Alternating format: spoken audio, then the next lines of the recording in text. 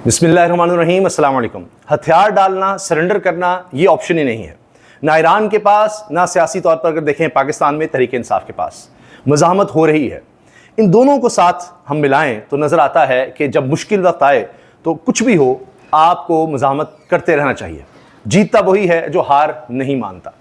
अब तहरीक इंसाफ देखिए, पता है कि किसी सूरत अदालतों से इंसाफ नहीं मिलना, लेकिन कारकुन पहुँचते हैं, लोग पहुँचते हैं। ये हाई कोर्ट के मनाजिर हैं जहां पर तहरीक इंसाफ के कारकुन पहुंचे हैं बड़ी तादाद में, और फिर जहां ये पहुंचे तो पुलिस की ड्यूटियां लग जाती हैं। केस है इमरान खान की ज़मानत के, उसमें बताया जा रहा है जी फैसला महफूज हो गया है। इमरान खान की ज़मानतों के केस का फैसला सुनने के लिए तहरीक इंसाफ के रहनुमाओं और कारकुनों की बड़ी तादाद लाहौर हाई कोर्ट के अहाते में आई।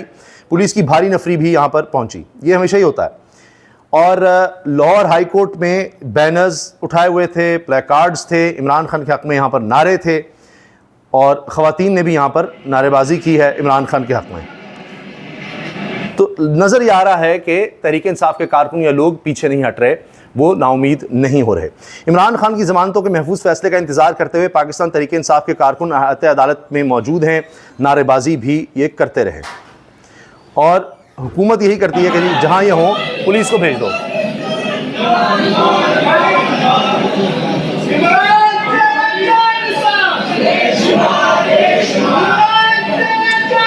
इमरान तेरे जानिसार बेशुमार बेशुमार, ये जी नारेबाजी होती रही।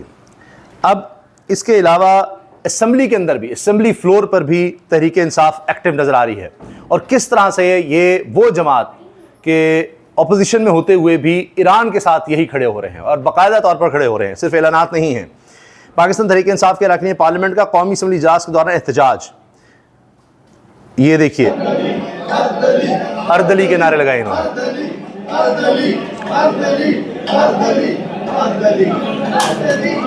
ये अर्दली जादी शहबाज शरीफ साहब को पहले अर्दली कहा, फिर कभी लेला कह दिया।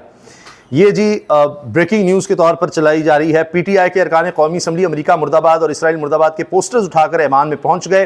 पीटीआई ईरान की हिमायत में खुलकर सामने आ गई है। अमेरिका मुर्दाबाद, इसराइल मुर्दाबाद।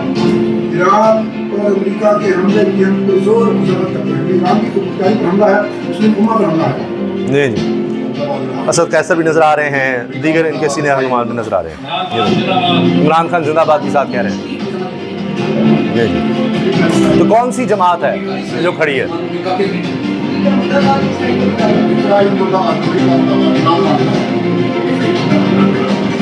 अब ये वो जमात है जो ज़ेर अताब है और फिर भी ईरान के साथ खड़ी है, और हुकूमत तो कहती है अवार्ड देना चाहिए ट्रंप को। जबकि आज हामिद मीर साहब ने एक बड़ा ज़बरदस्त कॉलम लिखा है जिसमें कह रहे हैं गुड बाय ट्रंप। वो गुड बाय क्यों कह रहे हैं उस पर मैं आता हूँ, लेकिन पहले जो गुड मॉर्निंग गुड इवनिंग कहते नहीं थकेंगे ट्रंप को, उनकी बात कर लें। चेयरमैन पीपल्स पार्टी बिलावल भुट्टो जरदारी कहते हैं इमरान खान के वोटर्स और हामियों का मुतालबा होगा कि कैदी को रिहा करो, लेकिन दूसरी तरफ के लोगों का मुतालबा है कि उसे वहीं के वहीं रहने दो। हम अवाम की बेहतरी की बात करते हैं, तहरीक इंसाफ कहती है कैदी को रिहा करें, इन्हें अपनी हिकमत अमली बदलनी होगी तो उन्हें फ़ायदा होगा। ये बता रहे हैं कि फ़ायदा हमारी तरह उठाएं, डीलें करें और फ़ायदे उठाएं, हुकूमतें लें फॉर्म 47 के ज़रिए, और झूठ और मुनाफिकत की इंतहा करें कि ये बजट अवाम दुश्मन बजट है, ये अवाम कुश बजट है, ये मार देगा, बर्बाद कर देगा, इतना गंदा बजट कभी नहीं आया, हम इसको मंजूर करेंगे नहीं। और आज बिलावल ने कहा हम तो हर सूरत करेंगे। अभी पहले टैक्सेस छोड़े, मजीद टैक्सेस लगा दिए हैं, फिर भी हम बजट मंजूर करेंगे, जो मर्जी कर लें आप। ये बजट तो पीपल्स पार्टी मंजूर करवाएगी, ये हुकूमत तो पीपल्स पार्टी चलाएगी। ये है इनकी सियासत, और इस तरह की सियासत ये कहते हैं इमरान खान को करनी चाहिए। ये बात है जी। अच्छा, अब 26 नवंबर एहतजाज, आइंदा समात पर मुलजमान पर फर्द जुर्म आयद की जाएगी। यानी तहरीक इंसाफ मुसलसल ज़ेर अताब ही चल रही है। ये है जी गुड बाय ट्रंप। ये हामिद मीर साहब ने कॉलम लिखा है, बड़ा ज़बरदस्त कॉलम है, और इसमें हवाला देते हैं कि देखें किस तरह से उन्होंने हमला किया, वादा खिलाफी की, क्या किया। पाकिस्तान को बड़ा वाज़े खड़ा होना होगा। ट्रंप कभी भी पाकिस्तान की हिमायत नहीं करेंगे, क्योंकि जिस तरह वो नेतन्याहू के साथ खड़े हैं, सवाल ही पैदा नहीं होता कि वो उससे इधर उधर हों।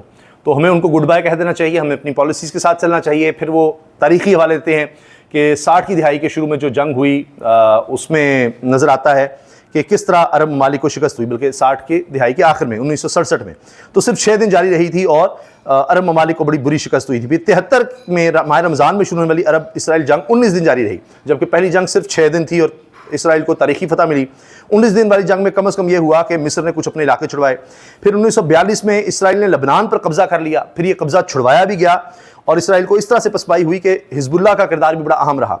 यानी आहिस्ता आहिस्ता अगर आप देखिए जितनी भी जंगें हुई हैं उनमें इसराइल आहिस्ता आहिस्ता नजर आया कि उतना हावी नहीं रहा।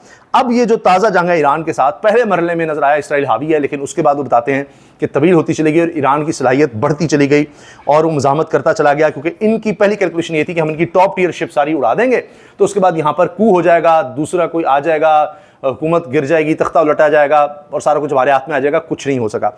हत्ता कि अब ये खबरें आ रही हैं कि जो उनके जौहरी मवाद और तनसीबात को तबाह किया गया, उसके बावजूद उनकी सलाहियत को मुकम्मल तौर पर ख़त्म नहीं किया जा सका। अगर ऐसा होता तो ये फ़ौरन जंगबंदी का कह देते इसराइल और अमेरिका कि जी हमने अपना अचीव कर लिया है गोल, तो अब जंग बंद कर देते हैं, लेकिन ऐसा नहीं हुआ। अब ईरान को बहुत बड़ी हिमायत मिल गई है, बहुत बड़ी हिमायत, इसलिए कि कोई मुल्क तो आया और वो है बिल्कुल इसराइल के करीब यमन।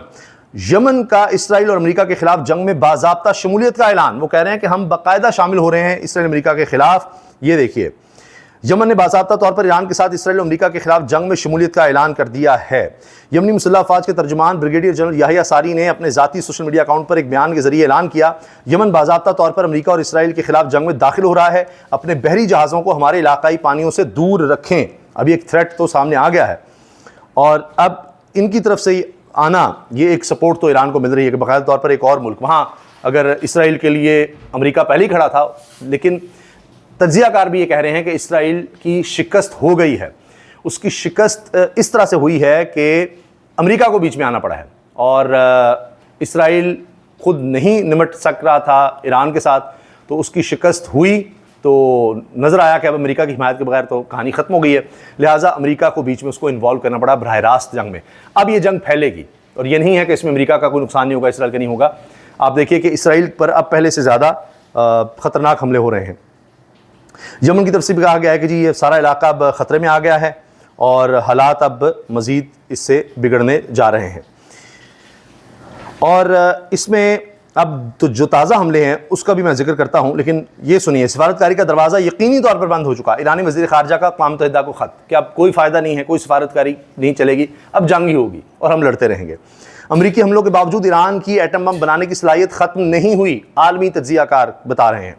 ईरान नवाज मिलिशियाएँ अमरीकी अड्डों पर हमले की तैयारी कर रही हैं। न्यूयॉर्क टाइम्स, इनके अपने इदारे बता रहे हैं अमरीका के कि ईरान नवाज मिलिशिया अब अमरीकी अड्डों पर हमले की तैयारी में है। ईरान के हिमायती आफ्ता गिरोह अमरीकी अड्डों को निशाना बनाने वाले हैं। न्यूयॉर्क टाइम्स का बड़ा इंकशाफ। मुशीर आयतुल्लाह खामेनी ने कहा है खेल खत्म नहीं हुआ, अफजूदा मवाद बाकी है। वही बात जो तज्जियाकार भी कह रहे हैं कि उनकी सलाहियत खत्म नहीं हुई ईरान की इन हमलों के बावजूद। अमरीका के जौहरी तनसीबात को निशाना बनाने के बाद ईरान का इसराइल पर शदीद हमला, 24 इसराइली हलाक हो चुके हैं। 24 इसराइली, ये ताज़ा हमलों में। ये जी, ट्रंप तुमने ये जंग शुरू की लेकिन इसे ख़त्म हम करेंगे। अमेरिका के लिए ताकतवर कार्रवाइयाँ और संगीन नताइज मुंतज़िर हैं। ईरानी फौजी तर्जुमान का ट्रंप को अंग्रेज़ी में जवाब। तो पीछे नहीं हट रहे इतने बड़े हमलों के बावजूद। अब ताज़ा हमलों की ये देखिए वीडियोज़। ईरान की जानिब से मिसाइल फायर किए जाने के बाद इसराइली नेवी बेस के शहर अशदोद से धुआं उठने के मनाजिर ये रशियन टेलीविज़न ने शेयर किए हैं कि दूर से उनके, ये देखिए, शहर से धुआं उठ रहा है। अब ये भी कहा जा रहा है कि ईरान कहता है कि अब इसराइल की जो तनसीबात है, जौहरी तनसीबात, अब वो भी हमारे निशाने पर हैं। और इसराइल का दावा है कि गुज़िश्ता रात ईरान से इसराइल की तरफ सिर्फ एक ही मिसाइल दागा गया जो अमेरिका की मदद से हमने जिसको नाकारा बनाया या रोका। इसका मतलब ये भी लिया जा रहा है कि इसराइल का अपना दिफाई निज़ाम अब थक चुका है, उसको अमेरिकी दिफाई निज़ाम की भी मदद है हासिल करनी पड़ रही है और अटैक के लिए भी अब बराह रास्त अमेरिका को आना पड़ा है। फिर अमेरिकी साबिक सिक्योरिटी कोऑर्डिनेटर वो बता रहे हैं कि जो इराक़ के इलाके में अमेरिका की बेसिस हैं, उर्दन और शाम, पहले उनको निशाना बनाया जा सकता है ईरान की तरफ से। इसके बाद बहरीन, कुवैत और दीगर इलाकों में भी कार्रवाइयाँ हो सकती हैं और इसमें अब मज़ीद जो तनसीबात हैं उनको वो निशाना बनते देख रहे हैं और अमेरिका के जितने अड्डे हैं वो अब निशाने पर होंगे। ईरान फ़ौज की धमकी, इसराइल ने बावर कराया कि खामेनी कीमत चुकाएंगे। अल अरबिया में ये खबर भी शेयर की गई है। तो ये जंग जितनी तवील होगी उतना ज़्यादा इसराइल और अमेरिका के लिए मसाइल बढ़ेंगे, क्योंकि तारीख़ यही है कि वियतनाम में अमेरिका गया, कितनी तवील जंग हो गई शिकस्त। फिर अफ़गानिस्तान का भी हम देखते हैं।